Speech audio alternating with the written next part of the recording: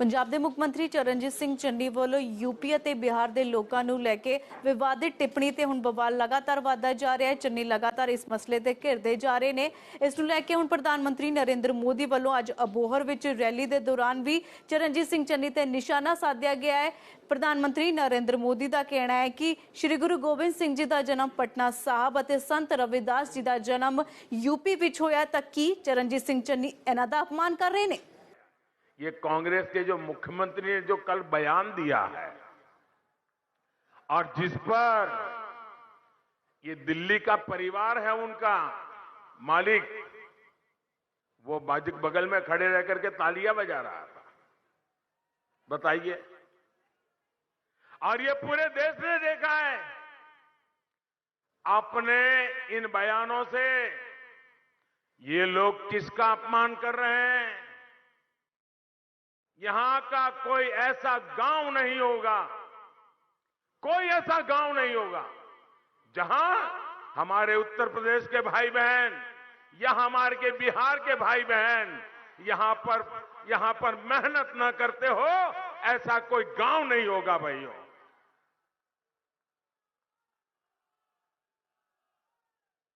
कल ही हमने संत रविदास जी की जयंती मनाई है। संत रविदास जी की जयंती मनाई है। मैं जरा इन नेताओं से पूछना चाहता हूं, आप मुझे बताइए, संत रविदास जी कहां पैदा हुए थे? क्या पंजाब में पैदा हुए थे क्या? संत रविदास जी उत्तर प्रदेश के बनारस में पैदा हुए थे, काशी में पैदा हुए थे।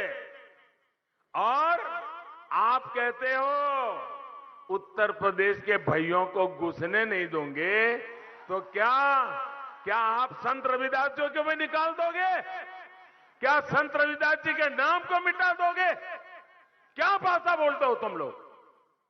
इतना ही नहीं, मैं जरा पूछना चाहता हूं, गुरु गोविंद सिंह जी का जन्म कहां हुआ था? गुरु गोविंद सिंह जी का जन्म कहां हुआ था? पटना साहिब में हमारे गुरु महाराज गुरु गोविंद सिंह का जन्म हुआ था। और आप पटना में हुआ, बिहार में हुआ, और तुम कहते हो बिहार के लोगों को घुसने नहीं देंगे। तो क्या तुम गुरु गोविंद सिंह महाराज का अपमान करोगे?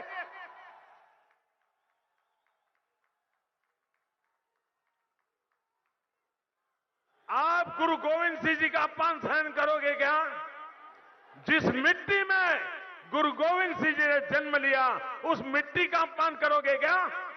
जिस मिट्टी में गुरु गोविंद सिंह जी ने जन्म लेकर के हमारी रक्षा की, उस मिट्टी के संतानों को पंजाब में घुसने नहीं देंगे, ये भाषा का प्रयोग करोगे क्या? संत रविदास जी, जिन्होंने समाज का इतना बड़ा कल्याण किया, काशी में पैदा हुए, आज पंजाब के हर घर में संत रविदास जी के प्रति श्रद्धा है। क्या आप उनको भी निकाल दोगे? हम यूपी बिहार के लोगों को घुसने नहीं देंगे। भाइयों बहनों, इस तरह की विभाजनकारी सोच को एक पल के लिए पंजाब में राज करने का अधिकार नहीं है। भाइयों बहनों, हमारा पंजाब सीमावर्ती राज्य है। इस पर सीमा पार से हमेशा नापाक नजरें बनी रहती है, गड़ी रहती हैं। इसलिए यहां जो सरकार बनेगी वो राष्ट्र प्रथम, नेशन फर्स्ट, इसके लिए प्रतिबद्ध सरकार होनी चाहिए। ढुलमुल रवैये वाले लोग नहीं होने चाहिए।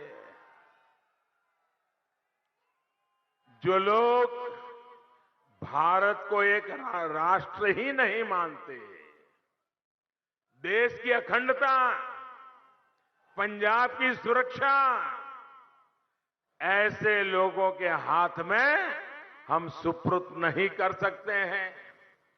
पंजाब वैसे भी आज अनेक चुनौतियों का मुकाबला कर रहा है। इन चुनौतियों में अब एक समस्या अस्थिरता वाली हमने किसी भी हालत में जोड़नी नहीं है।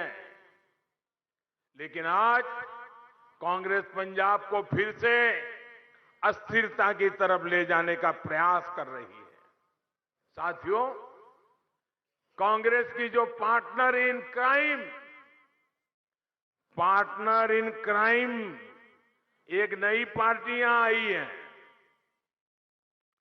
वो भी एक के बाद एक रोज नए झूठ, रोज नई मनगढ़ंत बातें पंजाब में आकर बोल रहे हैं।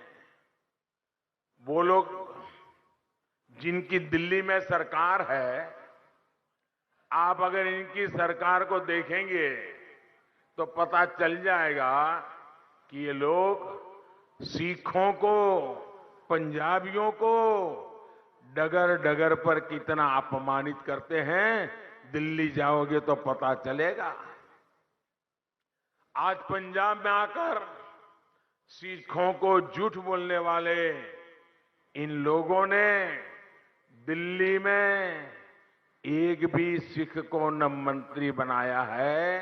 इतना ही नहीं, ये पंजाब को नशा मुक्त करने की बात करते हैं, लेकिन दिल्ली में हर स्कूल कॉलेज के बगल में शराब के ठेके खोल करके बैठ गए भाइयों। फिलहाल रुकने एक छोटे ਜਿਹੇ ब्रेक ਦੇ ਲਈ ब्रेक ਦੇ ਉਸ ਪਾਰ ਪੀਐਮ ਮੋਦੀ ਨੇ ਪੰਜਾਬ ਦੇ ਲੋਕਾਂ ਤੋਂ ਕੀ ਕੀਤੀ ਅਪੀਲ।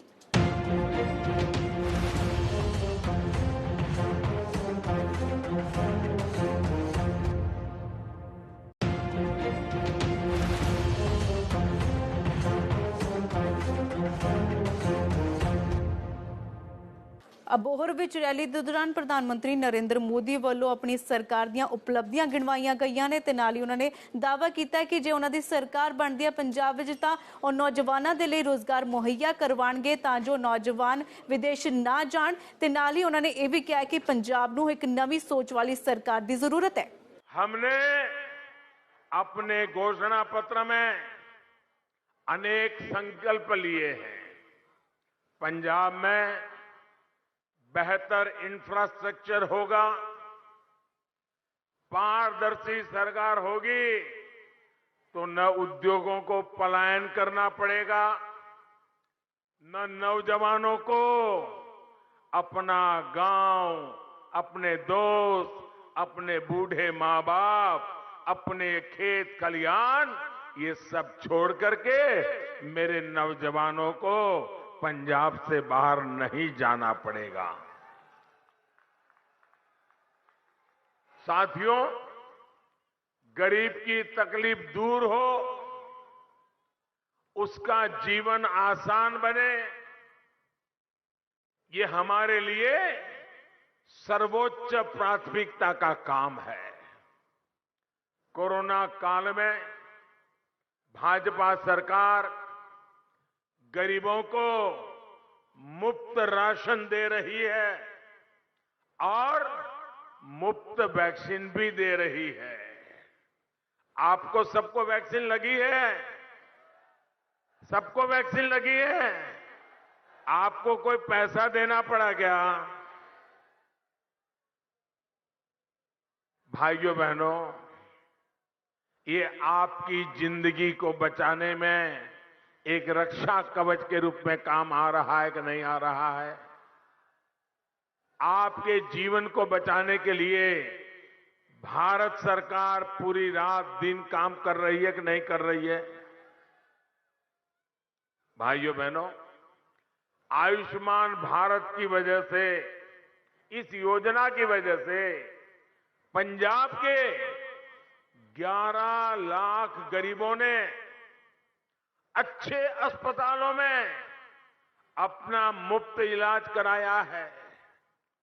ये हमारी योजना ऐसी है कि अगर आयुष्मान भारत का आपके पास कार्ड है,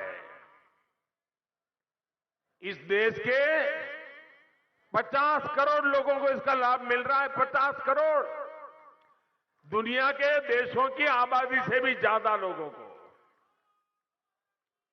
और इसकी विशेषता ये है कि आप अगर मुंबई गए हैं, बीमार हो गए, अहमदाबाद गए हैं, बीमार हो गए, लखनऊ गए, बीमार हो गए, तो वहां की अस्पताल में इसी कार्ड से मुफ्त में तत्काल आपको डॉक्टरों से सेवा मिलेगी। आपकी ऑपरेशन की जरूरत पड़ गई तो वो भी कर दिया जाएगा। यानी पंजाब का नागरिक हिंदुस्तान में कहीं पर भी जाएगा तो उसको ये सुविधा है। लेकिन मैं एक और दुख की बात बताता हूं। आपके पास कार्ड है, आप अहमदाबाद जाएंगे तो ऑपरेशन हो जाएगा, भोपाल जाएंगे तो ऑपरेशन हो जाएगा, लखनऊ जाएंगे तो हो जाएगा, लेकिन दिल्ली जाएंगे जहां मुख्यमंत्री जो बैठे हैं,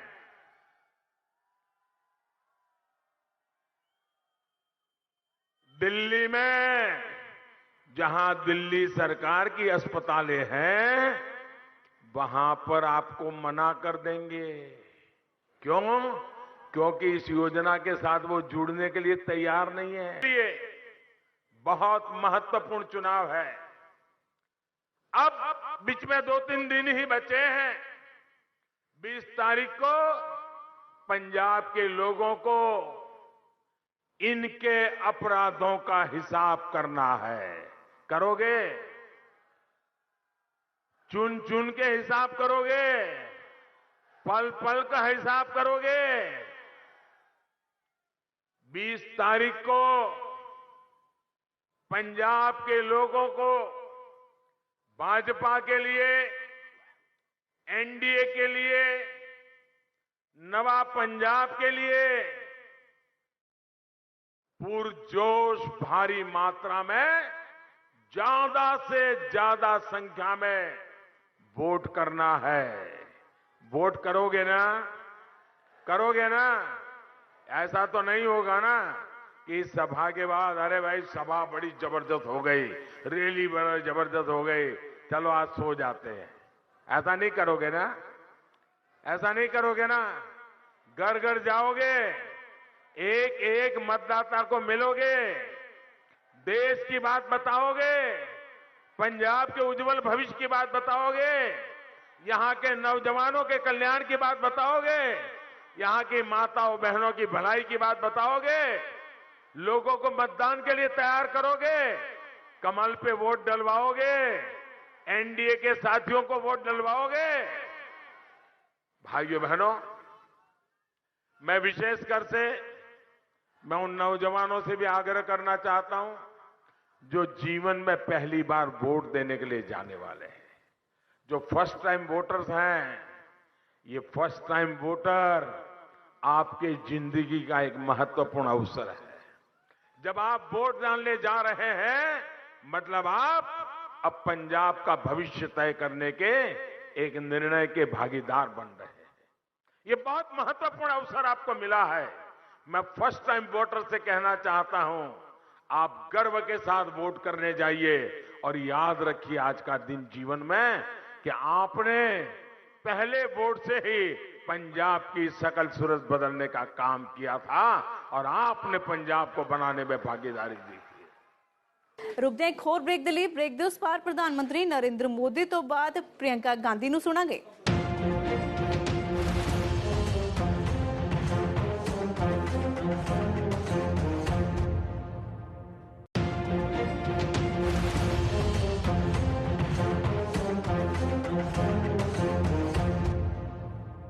ਪ੍ਰਧਾਨ ਮੰਤਰੀ ਨਰਿੰਦਰ ਮੋਦੀ ਵੱਲੋਂ ਪੰਜਾਬ ਦੀਆਂ ਵਿਧਾਨ ਸਭਾ ਚੋਣਾਂ ਦੇ ਮੱਦੇਨਜ਼ਰ ਇੱਕ ਪਾਸੇ ਜਿੱਥੇ ਅਬੋਹਰ ਵਿੱਚ ਰੈਲੀ ਕੀਤੀ ਗਈ ਤੇ ਉਧਰ ਕਾਂਗਰਸ ਉਮੀਦਵਾਰਾਂ ਦੇ ਲਈ ਪਠਾਨਕੋਟ ਵਿੱਚ ਪ੍ਰਿयंका ਗਾਂਧੀ ਨੇ ਚੋਣ ਪ੍ਰਚਾਰ ਕੀਤਾ ਤੇ ਇਸ ਦੌਰਾਨ ਉਹਨਾਂ ਨੇ ਪੀਐਮ ਮੋਦੀ ਅਤੇ ਕੇਜਰੀਵਾਲ ਨੂੰ ਨਿਸ਼ਾਨੇ ਤੇ ਲਿਆ ਤੇ ਉਹਨਾਂ ਨੇ ਕਿਹਾ ਕਿ ਦੋਵਾਂ ਨੂੰ ਪੰਜਾਬੀਆਂ ਦੇ ਨਾਲ ਕੋਈ ਲਗਾਵ ਨਹੀਂ ਹੈ।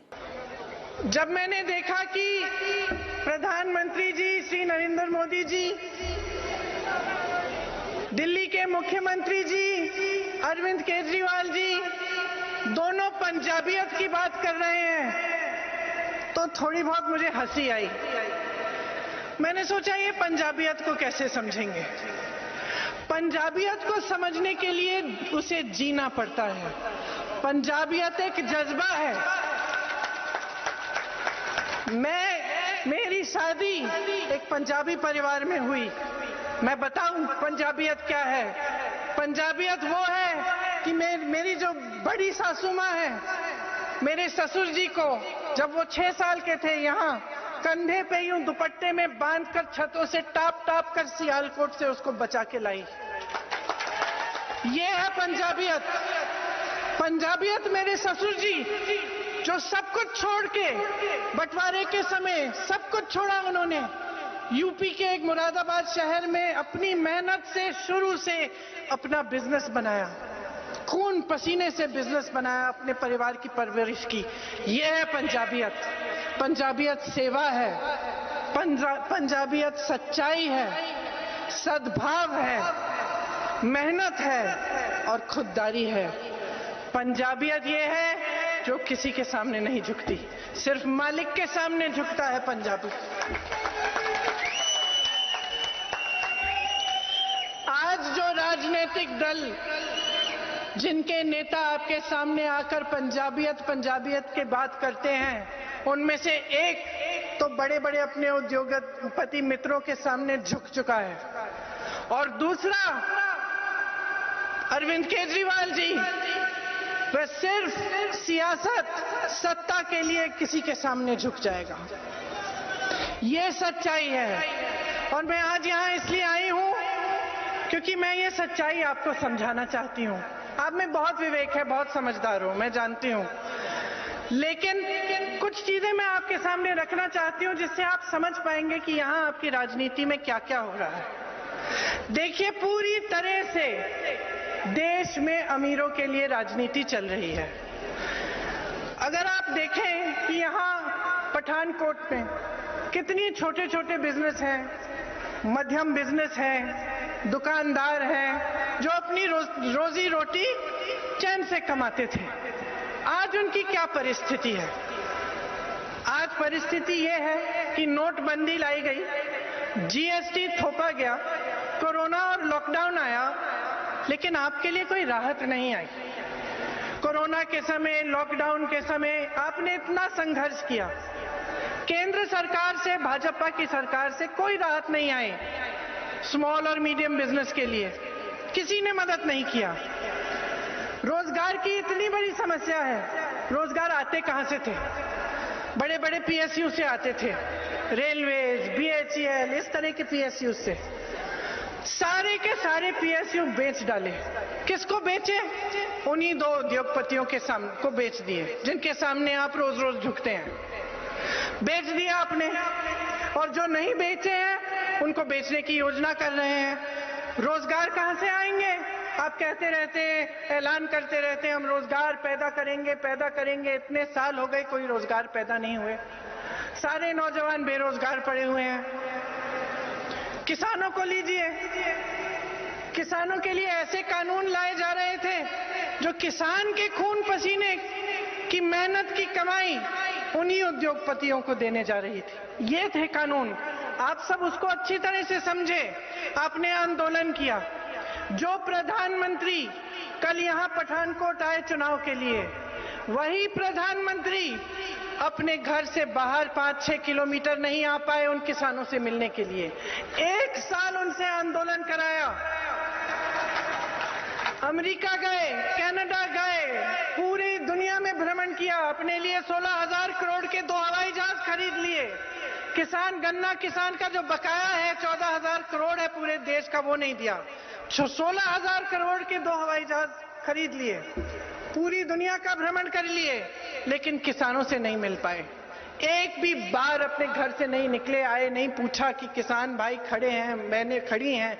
1 साल हो गया है, शहीद हो चुके हैं 700 किसान, लेकिन पूछने कोई नहीं आया कि आपके क्या हाल चाल है, क्यों आप इन कानूनों से इतने दुखी हैं, त्रस्त हैं। कुछ नहीं पूछा। उल्टा उनके मंत्री के बेटे ने 6 किसानों को जीप के नीचे कुचल दिया। और कोई कार्रवाई नहीं हुई। जब हम लोगों ने आंदोलन किया तभी कार्रवाई हुई। जब हम उन परिवारों से मिलने जाना चाह रहे थे तो हमें रोकने के लिए हजारों पुलिस वाले तैनात थे, लेकिन जब वो मंत्री का बेटा उनको कुचल रहा था तो एक भी पुलिस वाले ने नहीं रोका। ये हालात है भाजपा की। रुकदे एक होर ब्रेक ਦੇ ਲਈ ब्रेक ਦੇ ਉਸ ਪਰ ਪ੍ਰਿयੰਕਾ ਗਾਂਧੀ ਨੇ ਚਰਨਜੀਤ ਸਿੰਘ ਚੰਨੀ ਨੂੰ ਲੈ ਕੇ ਕੀ ਕੀਤਾ ਵੱਡਾ ਦਾਅਵਾ।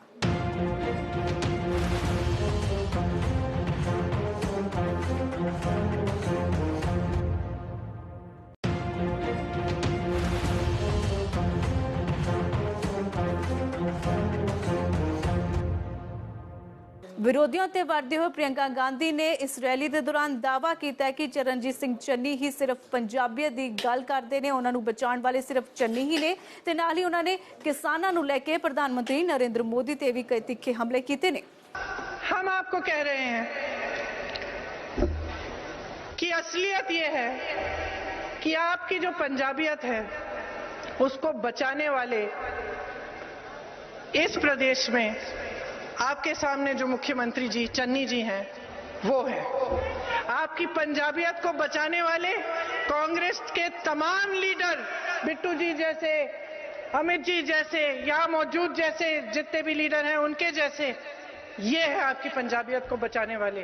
क्योंकि ये वो नकली सरदार नहीं है जो मंच पे खड़े होकर बनावटी पगड़ी पहनते हैं। ये असली सरदार है, ये असली सरदार है, इनके दिलों में पंजाबियत है, हिम्मत वाले हैं। चन्नी जी ने 111 दिन में जितने हिम्मत वाले ठोस निर्णय लिए हैं, आप मुझे कोई भी सरकार दिखा दीजिए इस पूरे देश में जिसने 111 दिनों में इतना काम किया हो। सब कहते हैं, कोई कहता है धर्म के आधार पर वोट दीजिए, कोई कहता है सुरक्षा के आधार पर वोट दीजिए, कोई आपकी आस्था का इस्तेमाल करता है, कोई आपको असुरक्षित महसूस कराना चाहता है ताकि उसके आधार पर वोट मिले, लेकिन कोई विकास के बारे में नहीं बोल रहा है, कोई आपकी समस्याओं के बारे में नहीं बोल रहा है। सब कहते हैं नई सरकार देंगे। अरे पहले एक सरकार तो चलाइए। आपको मालूम है दिल्ली में पुलिस भी इनके अंडर नहीं है, अरविंद केजरीवाल जी के अंडर।